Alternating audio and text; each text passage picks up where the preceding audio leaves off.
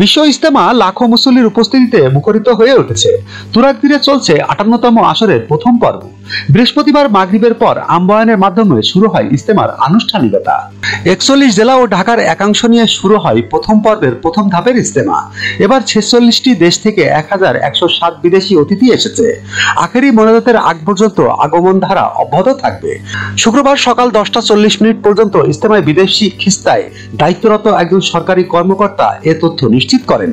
প্রাপ্ত তথ্য মতে শুক্রবার সকাল 10টা 40 মিনিট পর্যন্ত বিশ্বের 46টি দেশের 1107 জন বিদেশি মেহমান ইজতেমা ময়দানে এসে নির্ধারিত খিস্তায় অবস্থান নিয়েছেন।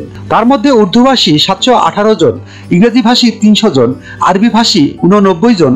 এর মধ্যে সবচেয়ে বেশি মেহমান রয়েছে ভারতের 519 জন। এরপর পাকিস্তান 177 জন ও কিরগিজস্তানে 132 জন।